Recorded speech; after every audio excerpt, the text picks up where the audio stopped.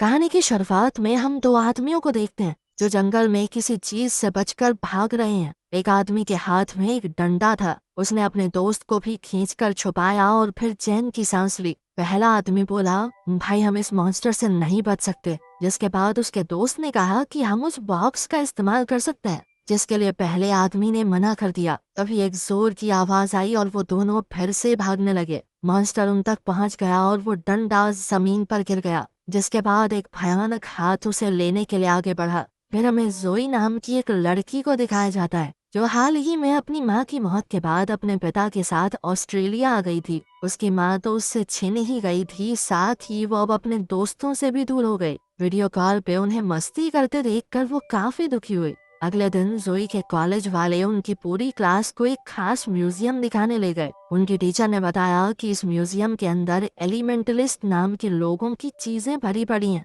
जिनके पास जादुई शक्तियां थी, जो बताते हैं उन्हें करिश्माई पेड़ से मिली थी। पर फिर एक दिन एक शैतान जादूगरनी ने उन सब पर हमला कर दिया। हाँ मैम सही कह रही है, मैं भी था वहाँ पे। एवियर नाम के एक लड़के ने मजाक किया, जिसके बाद सब हंसने लगे। खैर म्यूजियम जाते हुए बस में जोई ओवन नाम के एक लड़के के पास बैठ गई, जो पढ़ाई में बहुत अच्छा था, पर उसकी चबड़ चबड़ रुकती नहीं थी। बोलता रहता था हमेशा। तभी एक जामुनी रंग के बालों वाली लड़की ने पीछे मुड़कर उसे कहा, साले चुप हो जा वरना दांत तोड़ दूंगी तेरे। ओवन एक बार के लिए तो चुप हुआ, लेकिन ज्यादा देर नहीं रह पाया। यह देखकर जोई की हंसी छूट गई। कुछ देर बाद वो लोग एग्जीबिशन में पहुंच गए। वहां हम डॉक्टर रॉसन को देखते हैं, जो म्यूजियम की मैनेजर है। वो स्टूडेंट्स को इस म्यूजियम के बारे में बता ही रही थी कि तभी जोई उसकी बातों पर ध्यान न देते हुए उसी डंडे के पास पहुंच गई जो हमने कहानी की शुरुआत में देखा था। वो डंडा इसी म्यूजियम में मौजूद है। ओवन भी उसके पास आया और वो बड़े करीब से उस डंडे को देखने लगे। तभी उस डंडे के ऊपर कुछ निशान चमकने लगे और अचानक से वो बिना शीशा तोड़े बाहर आ गया। जब जोई ने वो डंडा उठाया तो वो जो निशान थे वो चमकने लगे और उसके दोस्तों पर भी वैसे ही निशान चमक रहे थे। तभी डॉक्टर रॉसन वहां आई और जोई को वो डंडा पकड़े हुए देखा। वो सब एक दूसरे पर इल्जाम लगाने लगे, इसने उठाया था ये डंडा, इसने उठाया था। लेकिन डॉक्टर रॉसन ने उन्हें डांटा नहीं। उसने कहा कि जल्दी मेरे साथ चलो। सब डॉक्टर रॉसन के पीछे उनके ऑफिस में गए, जो अजीबो गरीब चीजों से भरा हुआ था। जोई ने पूछा कि ये सब हो क्या रहा है। डॉक्टर रॉसन ने कोई जवाब नहीं दिया, बस वो ये सोच रही थी कि बिना शीशे के टूटे वो डंडा बाहर निकला कैसे। जिसके बाद जोई ने कहा कि सब कुछ अचानक हो गया, जैसे कोई जादू। इस पर डॉक्टर रॉसन ने बताया कि ये डंडा ट्री ऑफ नॉलेज से बना है, वही करिश्माई पेड़ जिसने एलिमेंटलिस्ट को उनकी ताकत दी थी। इसका इस्तेमाल एक जादुई छड़ी की तरह भी किया जा सकता है। ओवन ने फिर डंडे के बारे में और सवाल किए। डॉक्टर रॉसन ने बताया कि यह डंडा आज से लगभग 100 साल पहले मिला था, लेकिन जिन साइंटिस्ट ने इसे ढूंढा वो गायब हो गए, कभी लौट कर नहीं आए। उनका जवाब जोई को बड़ा अजीब सा लगा, लेकिन डॉक्टर रॉसन ने सिर्फ इतना कहा कि यह डंडा कभी ऐसे नहीं चमकता, जबकि ये पिछले 100 साल से म्यूजियम के पास है। ये सुनकर केटलिन नाम की लड़की ने डॉक्टर रॉसन से पूछा, तो इसके चमकने का मतलब क्या है? और वैसे ही निशान हमारे चेहरे पर भी थे जब जोई ने उस डंडे को छुआ। डॉक्टर रॉसन ने इस सवाल का भी जवाब नहीं दिया। उसने सीधे सीधे उन्हें एक काला क्यूब दिखाया। उसने बताया कि ये भी उसी डंडे के पास मिला था। अगर तुम लोगों के छूने से डंडे को कुछ हुआ तो हो सकता है इसे भी हो। वो सभी लोग उनके कहने पर एक एक करके क्यूब को छूने लगे। जैसे ही उन्होंने उस क्यूब को छुआ वो अचानक ही सुन्न पड़ गए। सिर्फ जोई थी जिसका मन उसे छूने के लिए मान नहीं रहा था। उसे कुछ अजीब सी फीलिंग आ रही थी, लेकिन तभी उसे क्यूब के अंदर से अपनी माँ की आवाज सुनाई दी, जो उसे अपने पास बुला रही थी। जोई ने जैसे ही उस क्यूब को छुआ वो लोग तुरंत एक रेगिस्तान में टेलीपोर्ट हो गए। होश में आने पर जब सबने देखा कि वो कहाँ है, तो वो जामुनी रंग के बालों वाली लड़की केली घबरा गई। उधर केटलिन भी डॉक्टर रॉसन पर चिल्लाने लगी, ये सब तुम्हारी वजह से हुआ है, क्या किया तुमने हमारे साथ? जोई ने सबको शांत करने की कोशिश की। तभी उनकी लड़ाई ओवन ने रोकी और कहा कि मुझे जंगल से कुछ संगीत सा सुनाई दे रहा है। जिस पर डॉक्टर रॉसन ने कहा कि हमें वहाँ चलकर देखना चाहिए, क्योंकि रेगिस्तान में जिंदा रहना वैसे भी बहुत मुश्किल है। वो सब चलने लगे एकदम चुपचाप। डॉक्टर रॉसन सबसे पीछे चल रही थी। तभी बच्चों ने एक बूढ़े आदमी को देखा जो पूरी तरह से एक गीली फंगस से ढका हुआ था।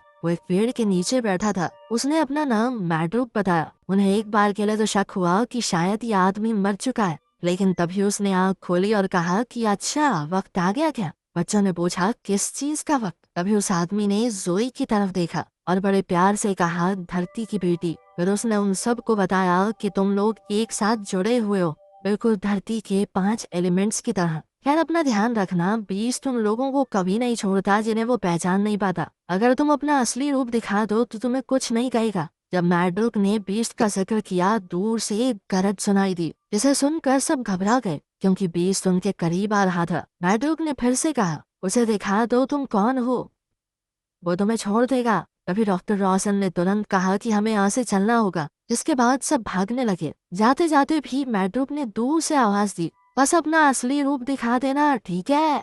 जब बच्चे जंगल में भाग रहे थे, डॉक्टर रॉसन एक अलग रास्ते पर निकल गई। बीस्ट उसका पीछा कर रहा था। बीस्ट ने अपने एक ही वार से उसे बेहोश कर दिया और फिर बाकी सब के पीछे दौड़ने लगा। वो सब भाग ही रहे थे कि तभी केटलिन बिना देखे एक पेड़ की तरफ भागने लगी। जोई ने तुरंत उसे खींचकर बचाया, लेकिन अब वो बीस्ट जोई पर हमला करने आ ही रहा था। लेकिन उसके वहां पहुंचने से पहले ही जोई पेड़ के अंदर समा गई। बाकी बच्चे अभी भी भागते रहे। बहुत देर बाद डॉक्टर रॉसन होश में आई। उसे अपने आसपास आवाज सुनाई दे रही थी, किसी के हंसने की। तभी उसे लगा जैसे उसके कान के अंदर किसी ने उंगली घुसाई और वो बहुत डर गई। ये आवाज गॉब्लिन्स की थी। जल्द ही सच सामने आया। डॉक्टर रॉसन वही जादूगरनी है जिसका जिक्र उस कहानी में था। गुस्से में उसने गॉब्लिन्स को हुक्म दिया, या खेलना बंद करो और बच्चों को जंगल के और अंदर धकेल दो। डंडे का दूसरा हिस्सा ढूंढना ही होगा। दूसरी तरफ जब जोई की आंखें खुली तो उसने देखा कि मैड्रिक उसके पास था।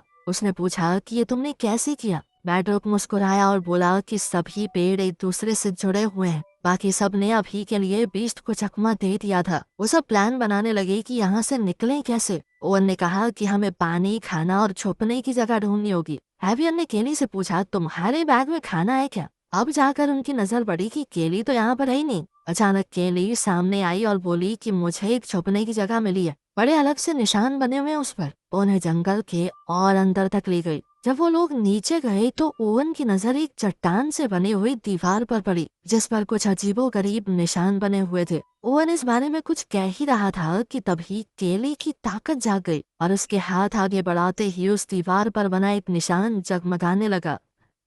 उधर मैड्रिक ने जोई से कहा कि तुम धरती से जुड़ी हुई एक जादूगरनी हो। अगर तुम चाहो तो नेचर को कंट्रोल कर सकती हो और किसी और की बीमारी या चोट को ठीक करने की ताकत भी है तुम्हारे पास। फिर उसने बताया कि मैं हमेशा से यही रहता हूँ, लेकिन फिर एक दिन वो जादूगरनी आ गई। वो जादूगरनी दरअसल ट्री ऑफ नॉलेज की असली रखवाली है। उसका काम था इस पेड़ की रक्षा करना। जब यहाँ के इलाके में एक बीमारी फैल गई तो जादूगरनी एलिमेंटलिस्ट के पास गई थी ताकि लोगों को बचा सके। जब उसे पता चला कि उस पेड़ के अंदर सबको बचाने की ताकत है तो वो उस पेड़ की ताकत को अपने अंदर खींचने लगी। शुरुआत में तो सब सही था, लेकिन फिर उसके मन में लालच आ गया कि वो उस पेड़ की शक्ति को हासिल करके दुनिया पर राज कर सकती है। उस वक्त हम एलिमेंटलिस्ट को समझ में आया कि हमने बहुत बड़ी गलती कर दी है। मैंने और मेरे कुछ ताकतवर दोस्तों ने मिलकर उस जादूगरनी को हमेशा के लिए पेड़ से दूर कर दिया और तभी से वो जादूगरनी वापस आने की कोशिश कर रही है।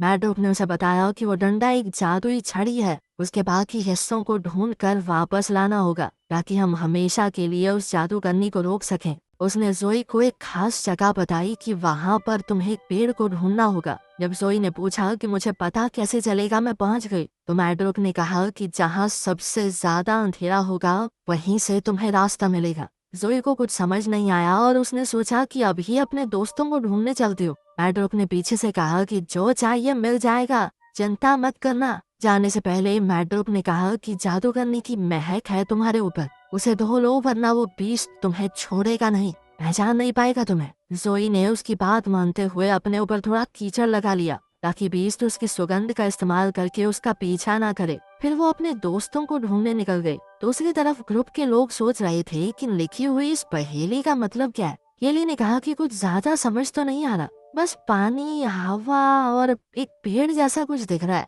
इससे ओवन को समझ आ गया कि ये बात तो धरती के 5 एलिमेंट्स की हो रही है और उसने कहा कि सभी एलिमेंट्स को एक साथ आना पड़ेगा तभी वो आगे जा सकते हैं।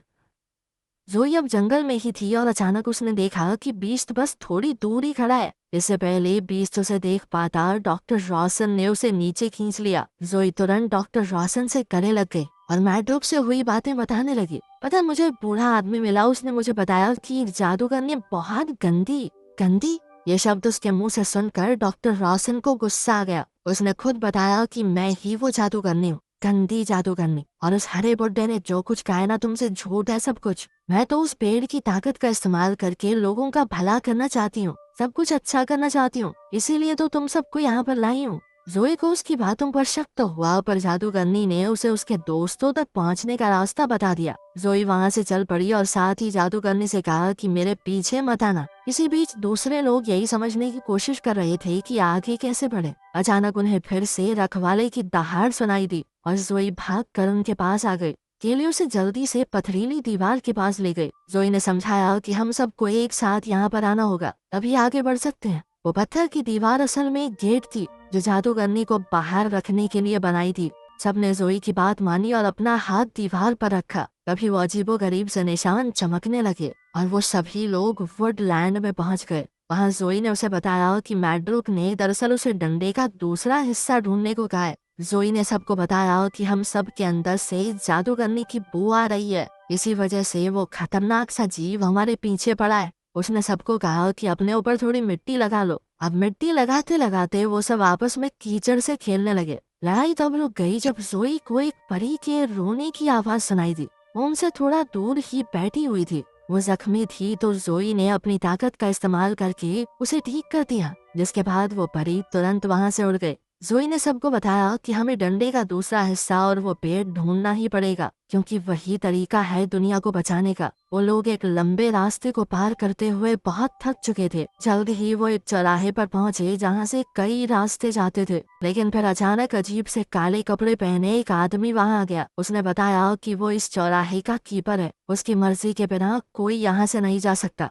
वो उनके बारे में सब कुछ जानता था। उसने ओवन और हावियर को तो तुरंत ही हटा दिया, कहा कि इनकी शक्ल मुझे पसंद नहीं है। केली और केटलिन ने उसे रिश्वत देने की कोशिश की तो उसने उन दोनों को भी गायब कर दिया। फिर उसने जोई को देखा। जोई ने कहा कि मुझे आगे जाने दो, बदले में मैं तुम्हें अपनी माँ का दिया हुआ ये ब्रेसलेट दे रही हूँ, ये उनकी आखिरी निशानी है मेरे पास। कीपर को उसकी नीयत साफ लगी, उसने कोई चालाकी करने की कोशिश नहीं की कीपर के साथ, तो उसने जोई के लिए गेट खोल दिया। लेकिन उस बेवकूफ कीपर ने गलती से वो पोर्टल हैवियर के पास जाने के लिए खोल दिया था, ना कि उस करिश्माई पेड़ के लिए। गेट से अंदर जाके जोई बर्फ से भरे एक जंगल में पहुंच गई। वो इतनी ठंड में अकेली बहुत घबरा रही थी। उधर केटलिन और केली को अलग जंगल में भेज दिया गया। यहाँ उन्हें एक अजीब सा जीव मिला जिसका नाम है अनवीवर। उसने कहा कि मैं तुम्हें दिखा सकता हूँ तुम्हारे दोस्त कहाँ हैं। दूसरी ओर जोई के पास जादूगरनी आ गई। उसने कहा बहुत अच्छे, तुम सही रास्ते पर हो। जोई ने पूछा कि तुम गेट के अंदर कैसे आए, जिस पर जादूगरनी ने कहा कि मैं तुम्हारी सोच में हूँ, असल में यहाँ पर नहीं। फिर उसने जोई से मदद मांगी। थोड़ी देर बाद हावियर भी वहाँ पहुँच गया, जिसके बाद जादूगरनी अचानक गायब हो गई। जोई परेशान हो गई थी तो हाफियर ने उसे संभाला। वो उसे वीवर नाम के एक जीव के पास लेकर गया जो इस जादुई दुनिया को लगातार बढ़ाने का काम कर रही थी। वो अपनी ताकत से एक के बाद एक पेड़ उगा रही थी। जल्द ही केटलिन और केली उस औरत के पति अनवीवर के साथ वहाँ पहुँच गए, जिसके बाद वो दोनों सभी बच्चों को खाना खिलाने अपने घर ले गए। वहाँ जोई ने कहा कि हमारा एक दोस्त अभी भी जंगल में कहीं खोया हुआ है, तो मिसेस वीवर ने अपने जादू से उन्हें ओवन दिखाया जो एक दीवार पर बनी पहेली को देख रहा था। केली ने देखते ही अपनी ताकत से वो पहेली सुलझा दी और जोई को बताया कि इस दीवार पर लिखा है अंधेरे से होता हुआ एक रास्ता बक्से तक जाएगा, जिसके अंदर उस जादुई डंडे का दूसरा हिस्सा है। अब जोई ने अचानक ही मिस्टर अनवीवर की प्लेट से खाना उठा लिया और कहा कि आपको पहले हमारी करिश्माई पेड़ तक पहुंचने में मदद करनी होगी। इस पर अनवीवर को बहुत गुस्सा आ गया और वो उसे काटने भागा। जोई अचानक वहां से हट गई और मिसेस वीवर के बनाए उस पोर्टल का एक हिस्सा अनवीवर के काटने से टूटकर गिर गया। केली ने वो हिस्सा उठाया जबकि केटलिन ने जल्दी से ओवन को बाहर खींचा, जिसके बाद वो सब फिर से इकट्ठा होकर वहां से बाहर निकले। दूसरी ओर जादूगरनी बाहर से अंदर घुसने की कोशिश कर रही थी। उसने अपनी ताकत को पूरी तरह से इस्तेमाल किया, लेकिन फिर भी वो उस बैरियर को तोड़ने में नाकामयाब रही। जोई अब थक कर परेशान हो चुकी थी। उसने कहा कि हम कभी नहीं यहाँ से बचकर निकल पाएंगे। तभी अचानक उसके नीचे की जमीन उसे निकलने लगी। तभी जादूगर ने उसे दिखाई दी और उसने कहा कि नीचे अंधेरा है, वहां जाओ। याद करो उस हरी दाढ़ी वाले बुड्ढे ने क्या कहा था, पेड़ तक पहुंचने के लिए अंधेरे में जाना होगा। जोई को देखने के बाद एक एक करके उसके दोस्तों ने भी वैसा ही करने का फैसला किया। जैसा मैड्रोप ने जिक्र किया था, ये बिल्कुल वैसा ही अंधेरा था। वहाँ सभी को अपने सबसे बड़े डर का सामना करना था। केटलिन के अंदर ये डर था कि कहीं वो पूरी जिंदगी एक फेलियर की तरह न बिता दे। उसने जैसे तैसे अपने अंदर भरोसा जगाया और हिम्मत करके अंधेरे को हरा दिया। फिर उसने एक एक करके बाकी सबकी भी मदद की अपने अपने डर से निकलने में। आखिर में वो जोई के पास गई और जोई ने भी अपनी माँ की मौत को अपना लिया, जिसके बाद उन सब ने अंधेरे को हरा दिया था। अब अचानक उनके सामने एक चमकता हुआ पोर्टल खुल गया। जब उसमें घुस गए और एक खुले जंगल में आ गए, अब वो सब एक दूसरे के और बेहतर दोस्त बन गए थे। जल्द ही उन्हें वो बक्सा मिला जिसके बारे में कीली ने दीवार पर पढ़ा था। उन सब के एक साथ हाथ लगाने के बाद ही वो बक्सा खुला, लेकिन वो एकदम खाली था। जोई गुस्से में आ गई, उसने सब पर चिल्लाना शुरू कर दिया। तभी केटलिन ने देखा कि जोई के आसपास एक परछाई घूम रही है और फिर असली जादूगरनी सामने आ गई। जोई को छोड़कर बाकी चारों के होश उड़ गए जब उन्होंने देखा कि वो कोई और नहीं बल्कि डॉक्टर रॉसन ही है। जोई को समझ नहीं आ रहा था कि वो मैड्रोप पर विश्वास करे या जादूगरनी के ऊपर। आखिर में उसने फैसला किया कि अभी चुनने की जरूरत नहीं है, पहले उस डंडे का बचा कुचा हिस्सा हासिल करूंगी, फिर वो पेड़ को ढूंढने के बाद ही फैसला करेगी। जादूगरनी ने उन्हें बताया कि डंडे का वो आखिरी हिस्सा उसे पेड़ के पास पहुंचा सकता है और फिर मैं दुनिया में सबकी परेशानियां ठीक कर दूंगी। केली को जादूगरनी की बातों पर विश्वास नहीं हो रहा था, इसीलिए उसने पोर्टल के टूटे हिस्सों का इस्तेमाल करके रखवाले को वहां बुला लिया। वही खूंखार बीस्ट जो शुरुआत में उनका पीछा कर रहा था। अब जादूगरनी रखवाले से लड़ने लग गई और बाकी सब पोर्टल का इस्तेमाल करके वहां से भाग गए।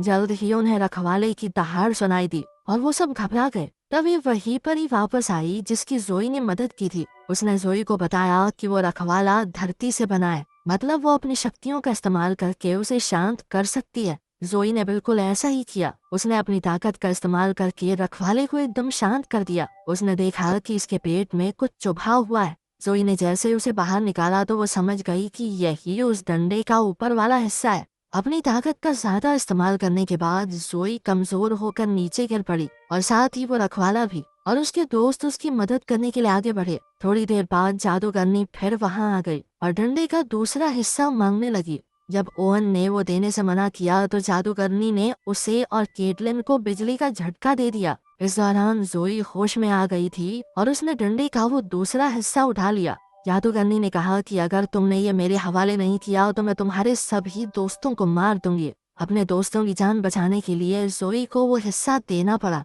जादूगरनी ने डंडे को पूरा किया और फिर जोई को भी बाल पकड़कर अपने साथ ले गई सीधा ट्री ऑफ नॉलेज के पास। अंदर जाकर उन्होंने देखा कि मैड्रोक पेड़ के नीचे बैठा था। उनकी बातचीत से जोई को समझ आया कि मैड्रोक और जादूगरनी भाई बहन है। जादूगरनी ने कहा कि मैं अपना हिस्सा लेने आई हूँ, लेकिन मैड्रोक ने कहा कि इसके लिए तुम्हें पहले मेरी लाश से गुजर कर जाना होगा। बिना सोचे जादूगरनी ने एक ही वार से मैड्रोक को खत्म कर दिया। जोई ने अपनी ताकत से उसे ठीक करने की कोशिश की, पर मैड्रोक ने याद दिलाया कि सभी पेड़ आपस में जुड़े हुए हैं और वहीं पर दम तोड़ दिया। मैड्रोक के जाने के बाद जादूगरनी ने जोई से कहा कि इस डंडे को पेड़ से जोड़ दो। जोई ने उसकी बात ना मानते हुए पेड़ को तबाह कर दिया। पेड़ के पूरी तरह टूटने से पहले जादूगरनी पेड़ के अंदर चली गई और फिर जबरदस्त धमाका हुआ। जोई तुरंत अपने दोस्तों के पास गई और कहा कि अपने हाथ जमीन पर रखो, हमें उस पेड़ को वापस जिंदा करना है। उनकी शक्तियों से एक छोटा सा पौधा वहां उग गया। तो जादूगरनी भी मारी गई और पेड़ को एक नई जिंदगी भी मिल गई। उन सब ने मिलकर दुनिया को तबाह होने से बचा लिया था। अगर आपको ये वीडियो पसंद आई है और आप इस तरह का और कंटेंट चाहते हैं तो कृपया हमारे YouTube चैनल को लाइक, शेयर और सब्सक्राइब करें।